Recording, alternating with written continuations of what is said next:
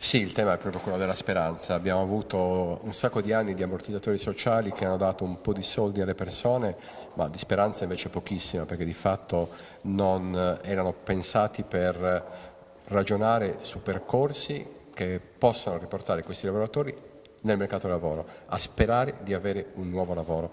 Noi, partendo da zero, perché bisogna dirlo, stiamo partendo da zero, stiamo creando una situazione nella quale chi è disoccupato possa avere esattamente quella speranza e quindi possa essere messo il prima possibile in contatto con un'altra impresa attraverso i tirocini, i bonus occupazionali, attraverso una formazione di cui c'è bisogno per renderli più appetibili per le imprese. Ecco, stiamo facendo tutto questo lavoro e io credo che il tavolo sui tessili sarà anche un luogo nel quale sperimenteremo quanto rapidamente queste nuove iniziative, questo nuovo approccio possa funzionare e risolvere problemi.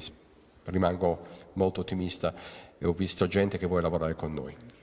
Guardi, l'assistenza aveva due enormi problemi. Primo, che non era sostenibile economicamente, non si poteva andare avanti dando soldi a persone a cui di fatto si chiedeva di fare pochissimo o addirittura nulla. E il secondo problema è che, seppure davano copertura di reddito, che è assolutamente fondamentale, nel non chiedere alle persone di attivarsi per rendersi di nuovo occupabili, le faceva, come dire, invecchiare dandogli questo sussidio. Ma poi a un certo punto il sussidio finisce, le persone invecchiate trovano molto più difficile poi rientrare nel mercato del lavoro, quasi una sorta di come dire, medicina sbagliata. Invece noi siamo pronti, nei limiti delle nostre risorse, a dare un sussidio. Questo sussidio però lo agganciamo immediatamente a una proposta su come rendersi attivi, su come rendersi di nuovo occupabili. Certo che sono giovani, naturalmente le cose che sto dicendo adesso sono riferite soprattutto alle persone più giovani. Chi ha dai 55 anni in su ha un problema diverso, è difficile che possa essere reso facilmente rioccupabile, quindi su quello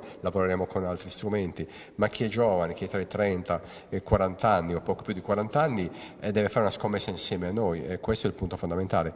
Ho visto oggi una disponibilità, ci sono state anche un paio di proposte di autoimpiego, cioè lavoratori che invece di stare lì fermi ad aspettare un sussidio sono pronti, naturalmente possibilmente con il nostro aiuto, a lanciarsi nel fare loro gli imprenditori. Sono cose molto incoraggianti, noi siamo pronti ad aiutare.